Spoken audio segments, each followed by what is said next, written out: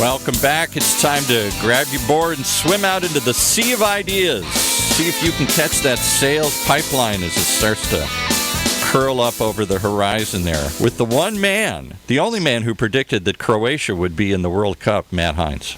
I had them all along. There was never a doubt. Never a doubt.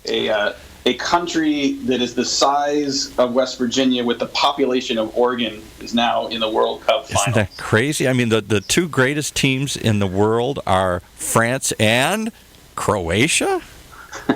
Well, they're not necessarily the best teams in the world as these tournaments go. This is why they play the games, right? Yeah, right. Any given sporting event, you never know. The Cinderella stories become pretty fun. It was, I've got a lot of friends that are from the UK that were just, riveted by the run that England made, which was pretty fun to watch. And I remember, I'm not a big soccer guy myself, but 4 years ago when the U.S. men's team kind of made a run, it was, it was transcendent. It was just kind of fun to watch. And what surprised me was the number of people watching here. I went into the local bank. They had a TV propped up. Go down to we're in an office building. There's kind of a common shared area where we can, get our coffee and stuff. Had people riveted to it.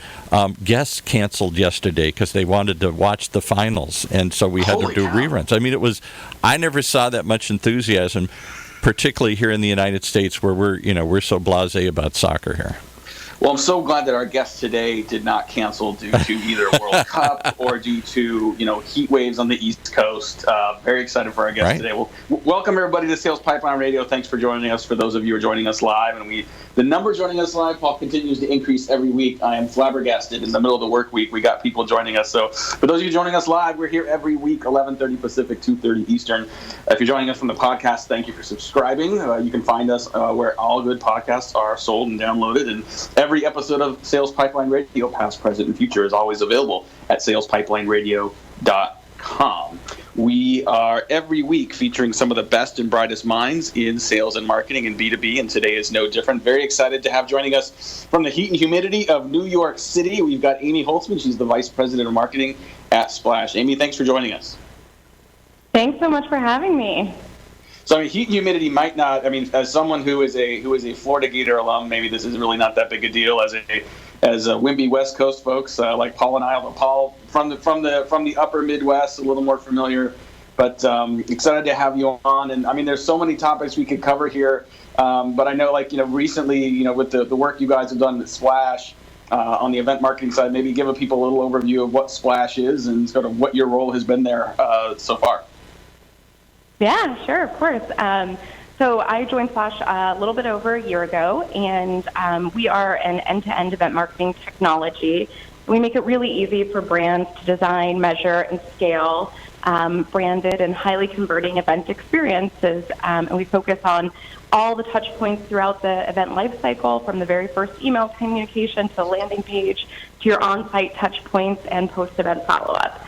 And when I joined, I think what's been interesting is when I joined Splash, we were a company of about 60 people, and we had no formal marketing function. So I've had the great pleasure and challenge of being the first head of marketing here, and have been in this role for a little bit over a year, really just forming the function, growing the team. The team is about 10 folks right now, and the company is almost 120, and it's been a really quickly growing and fun ride. So I think a lot of people listening, when they hear, you were kind of the first formal marketing employee, were able to build a team from scratch, maybe see that as a little bit exciting and terrifying at the same time. Can you talk a little bit about what that was like to do that? I think there's probably some very positive things around building the culture you want, but also, the culture of a company that exists and is growing without marketing may have its own challenges. You just develop that team as well. Can you talk a little bit about that? Right, yeah. So I wanted to join a company that was earlier stage than ones that I had previously been at. So before this, I was at Conductor, which is an SEO and content marketing platform. I joined them when they were Series B funding, so there were already about 140 people when I joined them. And prior to that, I was with Demand-Based, B2B targeting and personalization platform. They were going on their Series C funding and were about 70 people, but they had a pretty established marketing function. And after those 2 experiences, I really wanted to kind of go in at the ground level and build my own systems and my own team from scratch. And I think my advice to others that may be considering the same is be careful what you wish for, because it has been way more challenging than I ever thought. Also way more rewarding now that I've been a year in, but those first 3 to 6 months are incredibly challenging, especially for a company that I would say was late to build out their marketing function. I appreciate that the company spent years focused on product and on engineering and really built out their sales function pretty late, and also built out their marketing function incredibly late. But in a lot of ways, still a year in, I feel like I'm playing catch up because we were so late to build the marketing function. So yeah, I think it has been a unique opportunity to hire my own team. I think in that opportunity, there's also challenges of trying to find other builders that are willing to do functions from the ground up. A lot of times folks go into a role and there's at least some kind of norm or status quo that they're trying to fulfill and improve. But it's been challenging and rewarding to find team members that are really builders and willing to do things for the first time from scratch. I've learned that it's a special kind of individual that wants that challenge and also that succeeds in that challenge. Well, talking to Amy Holtzman today, she's the VP of Marketing at Splash. And if you look at her resume, very quickly has risen up the ranks through a lot of very well-known companies. And I appreciate your candor in sharing about how difficult it can be to build a team, to build a marketing culture from scratch. I've had the opportunity to work with a few people on your team, and have been impressed with just not only just quality and caliber of the people you've got, but it's never easy to get all of that aligned. Yeah. Talk a little bit about culture within your organization. It's one thing to find people that can do the work. You mentioned finding people that are builders. That's there's certainly a skill set, both some experience and intuition that helps with that. But as you're building a team from scratch, how do you think about culture? How important is culture, and what have you done to try to build a culture for marketing at Splash? Well, it's interesting. I think the first thing that I've looked for is people that can operate under a bit of ambiguity, because when you're building a team and function for the first time and doing things for the first time, there's not a very clearly defined roadmap. And so I have very carefully looked for people that have had previous roles where they haven't had everything clearly spelled out for them. So it could be big company or small company people. Perhaps, they lost a boss midway through a job that they had and had to operate, figure out the function for themselves or something like that, or they had a boss that was, not always available to them, or perhaps they've run teams in the past and kind of had to set their own direction.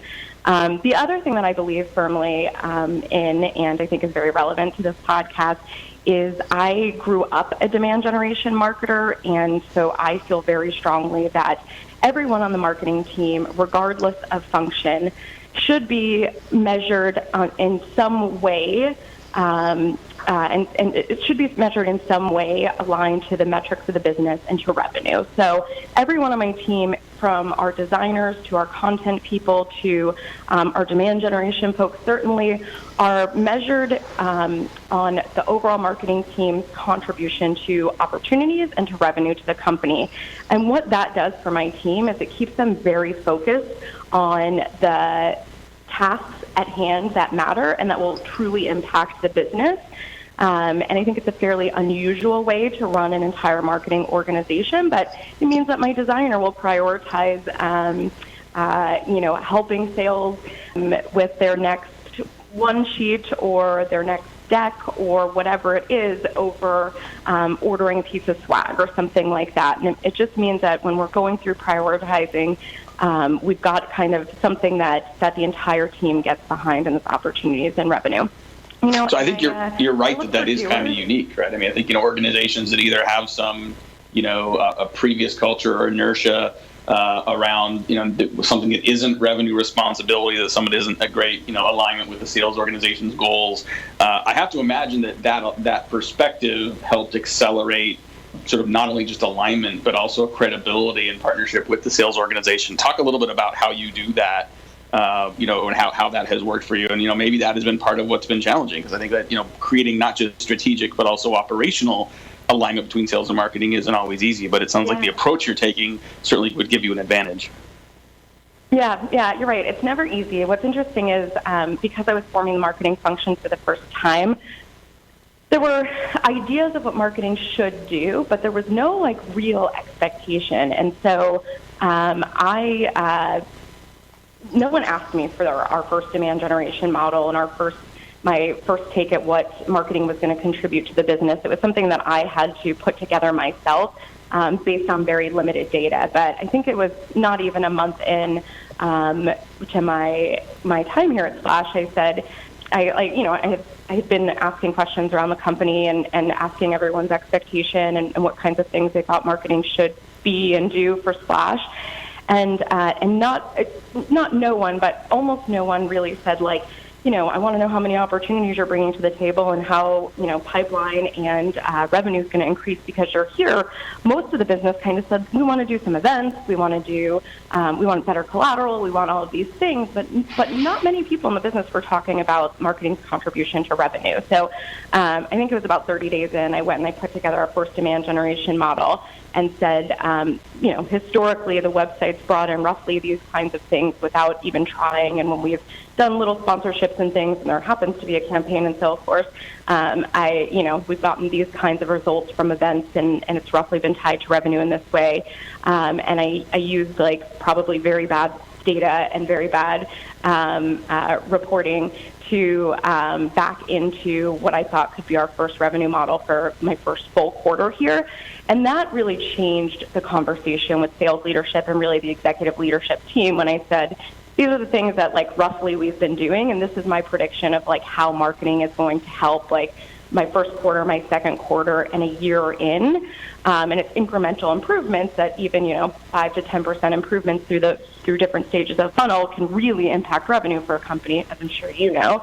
And when I started talking in that way and really showed them the numbers and the math, that's when people started to kind of get excited and realize that marketing at Splash would be a revenue partner and not necessarily just a one-sheet factory or service organization. Yeah, one-sheet factory is not a good reputation for marketers. Let's shift gears a little bit. I think that the title of this episode today is GDPR, WTF.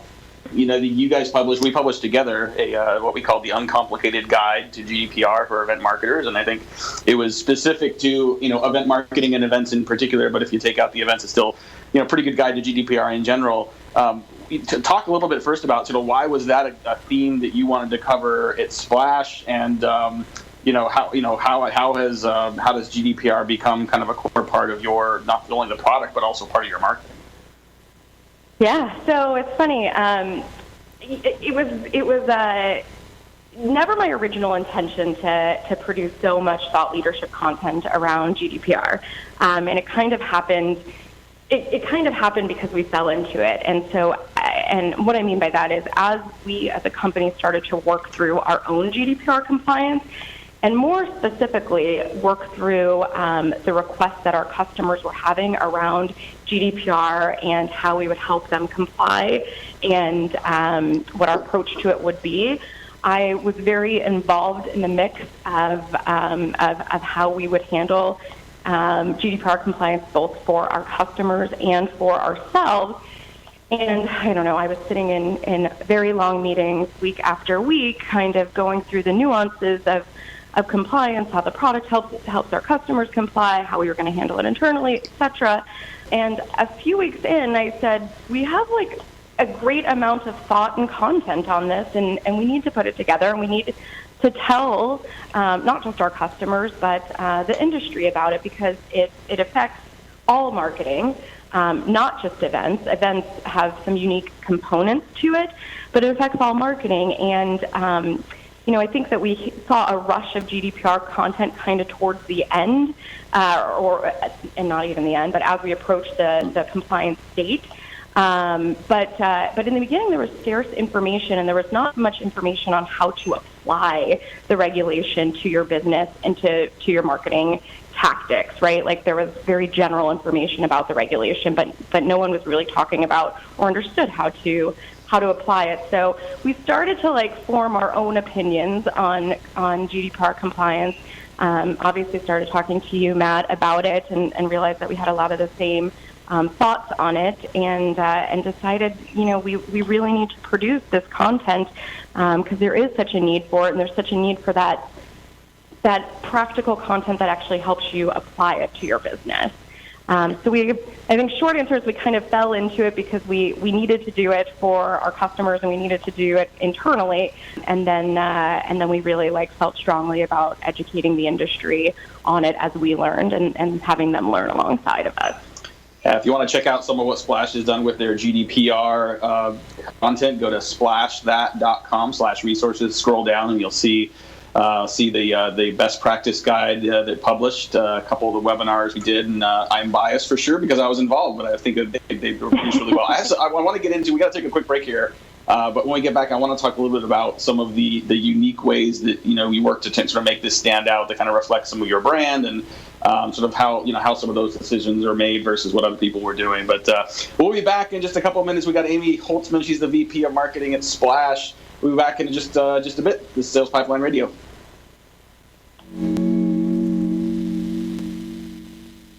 In a world where the speed of innovation and change in B2B marketing has never been greater, the only thing bigger is the need for clarity, for a blueprint, for a guide to what's really working. And how about a way to apply it specifically today to increase sales pipeline growth, velocity, and most of all, conversion?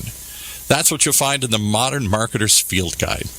And amazingly, you can download it for free. HeinzMarketing.com, just like it sounds, HeinzMarketing. It encompasses the entire sales and marketing cycle, but in quick bursts with lots of specific, actionable ideas, strategies, tactics you can put to work right away, like today. The loaded table of contents helps you narrow in and tackle a problem. And it's something you can come back to over and over again as a reference guide. Why not download your free copy of the Modern Marketer's Field Guide? It's free. HeinzMarketing.com, just like it sounds. HEINZ Marketing.com. All right, back to Matt and his guest. Thank you, Paul. Thank you very much again for joining us today. If you like this conversation we're having on Sales Pipeline Radio, you want to share this with some of your peers, you'll find this episode on demand up at salespipelineradiO.com in just a couple days. Every one of our episodes gets taken down into an edited transcript, and you can find highlights of that for every one of our episodes up on our blog at HeinzMarketing.com. Coming up next couple weeks as we continue the Summer of Pipeline. We're in the middle of Summer of Pipeline now. It is here. We are mid-July. It feels like summer is already quite slipping away. My wife is a school teacher, so literally in a month she's got to go back to school and get ready for those chitlins again. But excited for our episode today. Next week we have Shandar Pachabrian. He is the CMO at Coupa Software, the former CMO at Marketo. He was a VP of marketing at IBM. One of my favorite guys in B2B. We're going to be talking about building and scaling sales and marketing engines. And the last show we have in July, as we continue the Summer of Pipeline, we've got Jason Lowe. He's the global head of sales solutions at Anaplan. We're going to be talking about sales ops. We're going to be talking about managing the sales pipeline, managing sort of sales engineering, and the technical aspects of managing your pipeline. So a good couple of guests coming up here as we continue the Summer of Pipeline on Sales Pipeline Radio. Amy, we were talking, Amy Holtzman is our guest today. She's the VP of Marketing at Splash. We were talking about the uncomplicated guide to GDPR. Folks can find it at splashthat.com/resources. And one of the things that, it was kind of fun for me working with you guys on this is I don't know how you guys describe it from a brand standpoint. It was not irreverent, not necessarily whimsical, definitely more of a casual approach. I think GDPR guides sometimes can be a little intimidating and can be very legalese. You intentionally wanted to have a little bit of a different approach. Talk a little bit about why and then how you did that. Yeah, so our overall approach, I think, to brand and to how we present ourselves is really we want to be the most accessible event marketing platform out there. There's no reason to be so serious, and I think that B2B marketers often get caught up in being serious and presenting themselves in a certain way. And the reality is that, There's often no need to be that serious. There's obviously a need to build credibility and trust, but we find that the best way to do that is to be human. And so we try to be human in everything we do, and we try to talk to you as we're talking today and not talk at you, as I think a lot of B2B marketing does. And in that, we try to be very accessible to our audience. So we took the same approach to GDPR compliance, and it is a very serious topic. But you're absolutely right. It was important to us to maintain our brand voice and our brand integrity in the same way that we do every day here through the guide. So I think and I hope we've done a good job of being credible, but not unnecessarily serious. Well, and I think that approach was validated. I mean, we both got a lot of feedback from, the guide as well as the webinar and the approach to take that. I mean, you can have a serious topic that has real meat in it, but still, not take yourself too seriously, still have some fun with it, still make it something that is engaging and, dare I say, entertaining. And I think that's part of our charter as marketers is to go from being, interruptive to some level of irresistible, right? And I think that it's not just the type of content we put out there, but the approach that we take as part of that. So it is a serious topic. GDPR is real. There are already lawsuits being filed against big companies that have alleged violations. It's 2 months, almost 2 months as we record this from when GDPR came into effect. Amy, what just happened? What?